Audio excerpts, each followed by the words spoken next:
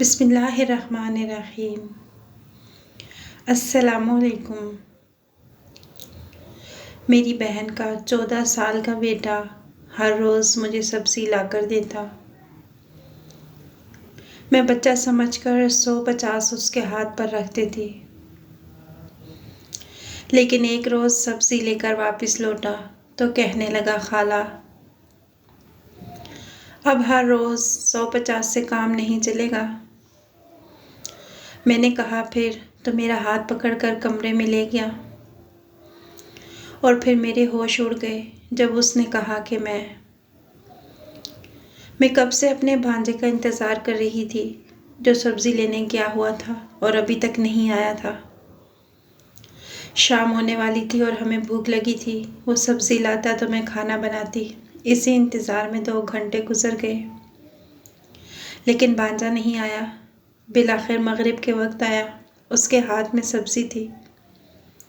میں اسے دیکھتے ہی غصے سے بولنا شروع ہو گئی کہ تمہیں کب سے بھیجا ہوا ہے اور اب آئے ہو، شرم نہیں آتی تمہیں؟ میں اسے ڈانٹ رہی تھی اور وہ سنجیدہ سا کھڑا تھا۔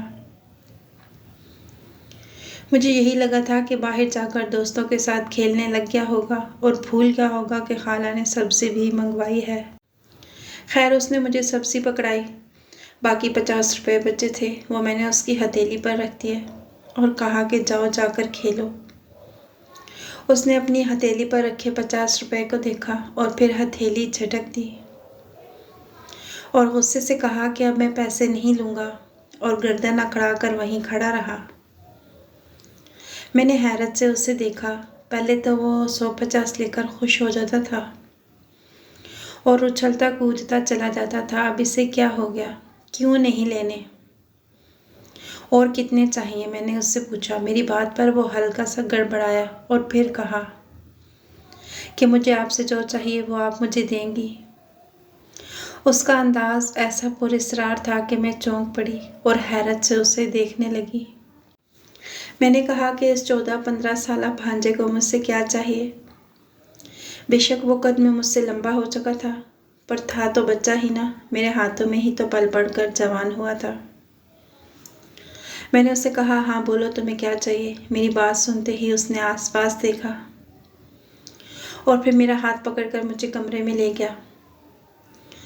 پتہ نہیں کیوں اس وقت مجھے عجیب سا لگ رہا تھا، جیسے کچھ برا ہونے والا ہے۔ وہ کمرے میں آ کر بھی خاموش ہو گیا۔ اس کا سر جھکا ہوا تھا اور وہ بار بار اپنے خشک لبوں پر زبان پھیر رہا تھا۔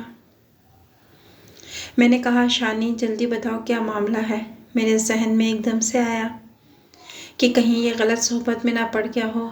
پھر اس نے جو بات کہی اس سے تو میرا دماغ چکرا گیا۔ میں حیرت سے آنکھیں پھاڑے اسے دیکھ رہی تھی۔ اس نے ایسا سوچا بھی کیسے؟ غصے سے مجھے اپنے دماغ کی نسیں پھٹتی ہوئی محسوس ہوئی۔ میں نے ہاتھ گھما کر ایک زوردار تھپڑ اس کے منہ پر دے مارا اور غصے سے دھاڑی کے طور میں شرم نہیں آتی اس طرح کی بات کرتے ہوئے؟ اپنی عمر دیکھو اور اپنی حرکتیں دیکھو، دفع ہو جاؤ یہاں سے۔ وہ میرا تھپڑ کھا کر ہلا بھی نہیں، بلکہ اپنی جگہ پر ڈٹ کر کھڑا رہا۔ میں اس کا بازو پکڑ کر کھینچ کر کمرے سے باہر لائی۔ اب وہ اپنا بازو چھڑاتے ہوئے مجھ سے یہی کہہ رہا تھا کہ خالہ میری بات تو سنو، میری بات کو سمجھنے کی کوشش تو کرو۔ میں اب بچہ نہیں رہا، لیکن میرا دماغ اس وقت ہلا ہوا تھا۔ میں نے اسے دھکے مار کے گھر سے نکال دیا۔ شور کی آواز پر میری بیٹی سوتے ہوئے اٹھ کر باہر آ گئی۔ وہ پریشانی سے مجھے دیکھ رہی تھی اور پھر مجھے بازوؤں سے پکڑ کر کھینچنے لگی۔ امی یہ کیا کر رہی ہیں؟ وہ خوف زدہ نظروں سے مجھے دیکھتے ہوئے پوچھنے لگی۔ اس نے کبھی سوچا بھی نہ ہوگا کہ میں اپنے بھانجے کے ساتھ ایسا سلوک کر سکتی ہوں۔ وہ بھانجا جسے میں اپنا بیٹا سمجھتی تھی، لیکن وہ نہیں جانتی تھی کہ بھانجے نے کس قدر شرمناک بات کی تھی۔ میرا بس چلتا تو ڈنڈے سے اس کی پٹائی کر دیتی، لیکن بن ماں کا بچہ تھا، یہ سوچ کر میں نے اسے بخش دیا۔ امی آپ پاگل ہو گئی ہیں کیا؟ جیسے ہی میں نے بھانجے کو باہر نکالا اور دروازہ بند کیا، میری بیٹی چلا اٹھی، ہاں ہاں میں پاگل ہو گئی ہوں۔ میں نے جھٹکے سے اپنا بازو اس سے چھڑایا۔ اور تم دفع ہو جاؤ یہاں سے۔ دوپٹہ لے کر رکھا کرو، ساری مصیبت کی جڑ ہی تو تم ہو۔ میں نے ایک تھپڑ اپنی بیٹی کو بھی رسید کر دیا۔ وہ حیرانی پریشانی سے مجھے دیکھنے لگی۔ طلاق لے کر میرے سر پر بیٹھ گئی ہو، اپنا گھر نہیں بسا سکتی، یہاں مجھے امتحان میں ڈالا ہوا ہے۔ میں غصے سے بڑبڑاتی رہی جبکہ میری بیٹی بے یقینی سے میری جانب دیکھ رہی تھی۔ اس کی آنکھوں میں آنسو آ چکے تھے، پر میں اس قدر غصے میں تھی کہ اس کی طرف دھیان ہی نہیں دیا۔ وہ کچھ دیر کھڑی یوں ہی روتی رہی، پھر بھاگ کر اپنے کمرے میں چلی گئی اور جاتے ہی کنڈی لگا لی۔ میں نے تھک ہار کر چرپائی پر بیٹھ گئی۔ میرا سانس بری طرح سے پھولا ہوا تھا اور ابھی تک مجھے سمجھ نہیں آ رہا تھا کہ یہ ہوا کیا ہے، پر میں اتنا ضرور جان گئی تھی کہ 15 سالہ بھانجا اب بچہ نہیں رہا اور میری بیٹی، ہاں وہ ہر برائی کی جڑ تھی۔ میری اور میری چھوٹی بہن کی ایک ہی گھر میں شادی ہوئی تھی۔ ہمارے شوہروں کی آپس میں نہ بننے کی وجہ سے ہمارے گھر الگ الگ تھے اور ہم سالوں میں کبھی کبھی ہی ملتے تھے۔ شادی کے 1 سال بعد ہی میرے گھر بیٹی پیدا ہوئی تھی، جبکہ میری بہن کے ہاں اولاد نہیں تھی۔ شادی کے 8 سال بعد اس کے ہاں بیٹا پیدا ہوا تھا۔ اس کا بیٹا پیدا ہوتے ہی میرے دیور نے، جو کہ میرا بہنوئی بھی تھا، محلے میں ایک الگ گھر لے لیا تھا اور پھر وقت ایسے ہی گزرتا گیا۔ میری بہن بیمار رہنے لگی۔ میری بیٹی بہت خوبصورت تھی۔ سکول کے دنوں میں ہی اس کے رشتے آنا شروع ہو گئے۔ جیسے ہی وہ 18 سال کی ہوئی، میں نے اس کی شادی کر دی، لیکن بدقسمتی سے میری بیٹی ماں نہ بن پائی۔ اس کا ہر جگہ سے علاج کروایا اور پھر میرے داماد نے اسے طلاق دے دی اور کہا کہ یہ تو بانجھ ہے، اس کو اپنے پاس ہی سنبھال کر رکھو۔ جس دن میری بیٹی کو طلاق ہوئی، اسی دن میری بہن فوت ہو گئی۔ مجھ پر تو جیسے غموں کے پہاڑ ٹوٹ پڑے۔ بیٹی اور بہن دونوں کا غم بہت بڑا تھا۔ بہن کی وفات کے بعد میرے شوہر کا دل تھوڑا نرم پڑ گیا اور بھانجا آنے جانے لگا۔ اب میں اسے اپنا بیٹا ہی سمجھتی تھی۔ وہ کھانا بھی ہمارے گھر میں کھاتا تھا۔ باہر کا سارا کام وہی کیا کرتا تھا۔ اپنے گھر صرف سونے کے لیے جاتا۔ اس کا دل وہاں لگتا ہی نہیں تھا۔ ماں کی یاد اسے سونے نہیں دیتی تھی۔ پچھلے 1 سال سے شانی ہمارے گھر آ جا رہا تھا۔ میرے لیے وہ میرے سگے بیٹے جیسا تھا۔ اس دوران میری بیٹی کے کافی رشتے آئے، پر سبھی بانجھ پن جان کر بھاگ جاتے۔ اب اگر کوئی رشتہ آتا تو کسی بوڑھے کا، جس کے 5-6 بچے ہوتے۔ میری بیٹی ابھی اتنی بھی گئی گزری نہیں تھی کہ وہ کسی کی نوکرانی بن جاتی۔ 23 سال عمر تھی اس کی اور خوبصورت تو اب وہ پہلے سے بھی زیادہ ہو گئی تھی۔ میں اس کے رشتے کو لے کر بہت پریشان تھی، پر آج شانی نے جو بات کی، اس سے میرا دل ہی دہل گیا۔ دراصل اس نے مجھے کمرے میں لے جا کر یہ کہا تھا کہ خالہ اپنی بیٹی کی شادی مجھ سے کر دو، میں اب بچہ نہیں رہا۔ اس کی بات نے مجھے ہلا کر رکھ دیا۔ وہ واقعی بچہ نہیں رہا تھا۔ نہ جانے کب سے اس نے میری بیٹی کو اس نظر سے دیکھنا شروع کیا تھا، مجھے تو پتہ ہی نہیں چلا۔ میری بیٹی تو اسے اپنا بھائی سمجھتی تھی۔ اب میں اسے گھر سے دھکے دے کے نکال چکی تھی اور مجھے لگتا تھا کہ اب وہ کبھی پلٹ کر یہاں نہیں آنے والا۔ ایک پل کو سوچا کہ بہنوئی کو فون کر کے اس کی شکایت لگاؤں، پر پھر سوچا کہ اس سے بھی بیٹی کا ہی تماشا بنے گا۔ اس نے کہا تھا کہ تمہاری بیٹی نہیں، میرے بیٹے پر ڈورے ڈالے ہوں گے۔ یا اللہ، اب میں کیا کروں؟ میں سر پکڑ کر بیٹھ گئی۔ میرا شوہر بھی آنے والا تھا۔ اسی کشمکش میں کھانا بنایا۔ میری بیٹی ابھی تک ناراض تھی۔ اس نے دروازہ نہیں کھولا تھا۔ مجھے بھی اس پر شدید غصہ تھا۔ میں نے بھی اسے نہیں پکارا۔ خیر شوہر آیا تو میں نے اسے کھانا دیا اور آج جو بھی ہوا اسے بتا دیا کہ بعد میں کوئی ایسی ویسی بات ہو تو وہ مجھ پر غصہ نہ کرے کہ میں نے اسے کچھ بتایا نہیں۔ وہ خاموشی سے میری بات سنتا رہا اور آخر میں بولا، لڑکا بھی چھوٹا ہے ورنہ تو سب ٹھیک تھا۔ میں نے حیرت سے اپنے شوہر کی طرف دیکھا اور غصے سے کہا، آپ کا دماغ خراب ہو گیا ہے؟ کیا بھول گئے ہیں آپ کے بھائی کی فطرت کیسی ہے؟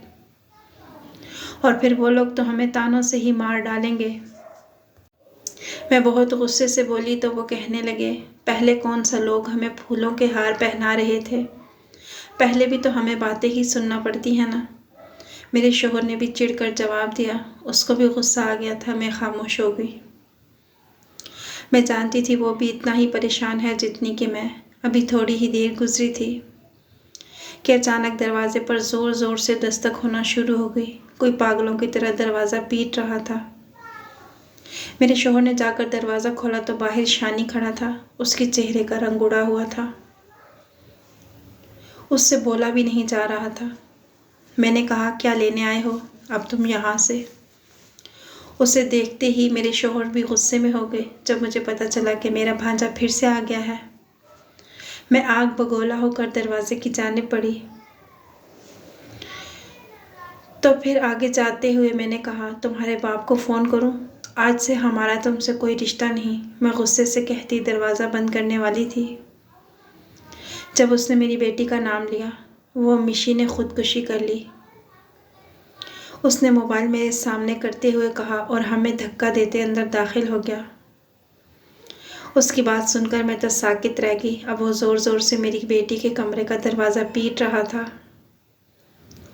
پر کوئی جواب نہیں آ رہا تھا۔ اس کی حالت بہت بری ہو چکی تھی جبکہ میں تو پھٹی نگاہوں سے اسے دیکھ رہی تھی۔ بھلا میری بیٹی خودکشی کیوں کرے گی؟ میں حیران تھی۔ میرے شوہر اور بھانجے نے مل کر دروازہ توڑ دیا۔ اندر میری بیٹی موڑی توڑی سی پڑی تھی، اس کے منہ سے جھاگ نکل رہا تھا۔ میرا شوہر چیختا ہوا اس کی جانب بڑھا اور پھر اسے اٹھا کر باہر کی جانب بھاگا جبکہ میں دروازے میں ہی گر گئی کہ یہ تم نے کیا کر لیا میری بچی؟ میرے اندر ممتا کا احساس چیخا تھا، کیوں تم نے ایسا کیا؟ اب میں سچ میں چیخ رہی تھی اور وہ دونوں اسے لے کر جا چکے تھے۔ میں خالی ہاتھ بیٹھی رہ گئی۔ تھوڑی ہی دیر میں محلے کی عورتیں اکٹھی ہو چکی تھیں، عجیب سی باتیں پھیل چکی تھیں۔ میرا تو خوف سے دل پھٹنے کو تھا، اگر میری بیٹی کو کچھ ہو گیا تو بے شمار وسوسے جاگ رہے تھے۔ یا اللہ، میری بیٹی کو صحت دے دے۔ نہ جانے میں کب تک روتی رہی، پھر اٹھی اور جائے نماز بچھا کر نماز پڑھی، پھر نہ جانے اپنی بیٹی کے لیے کب تک دعائیں مانگتی رہی۔ وہ ماں میں بن نہیں سکی، بھلا اس کی کیا غلطی تھی؟ اسے شوہر نے طلاق دے دی تھی، اس میں بھی اس کی کوئی غلطی نہیں تھی۔ وہ میری اکلوتی بیٹی تھی، جان سے زیادہ پیاری تھی، لیکن جب سے اس سے طلاق ہوئی تھی لوگوں کی باتیں سن سن کر وہ مجھے بوجھ لگنے لگی تھی۔ میں اب اسے ہر وقت خفا رہتی، بلا وجہ میں اسے ڈانٹ دیا کرتی تھی۔ آج وہ سب مجھے یاد آ رہا تھا اور میرا دل تڑپ رہا تھا کہ خدارا میری بچی کو کچھ نہ ہو۔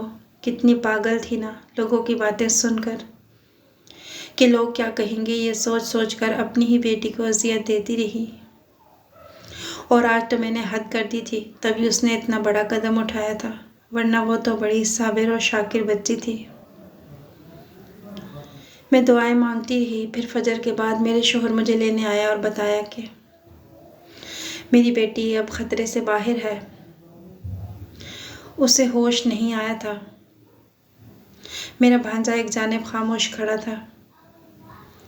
ہم سب دعا کر رہے تھے، پھر مجھے دیکھتے ہی وہ میرے پاس آیا اور کہنے لگا، خالہ، جس دن امی فوت ہوئی تھی انہوں نے مجھے کہا تھا کہ میری آخری خواہش یہی ہے کہ تم مشی سے شادی کر لینا۔ میں تب حیران رہ گیا تھا، چھوٹا سا بچہ، میں سمجھ بھی نہیں پایا تھا کہ ایسا کیوں کہا انہوں نے۔ پھر میں بڑا ہوتا گیا، باہر لوگوں کی عجیب و غریب باتیں سنی، مشی کی حالت دیکھی تو احساس ہوا کہ امی جاتے جاتے کیوں مجھے اپنی خواہش میں باندھ گئی تھی۔ بس اسی لیے آپ سے میں نے مشی کو مانگا تھا۔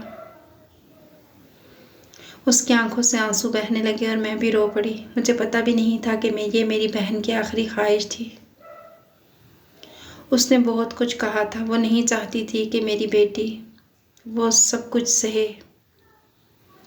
وہ کہنے لگا، مشی کا میسج میں نے دیر سے دیکھا تھا۔ اس نے لکھا تھا کہ وہ اپنی زندگی سے تنگ آ چکی ہے۔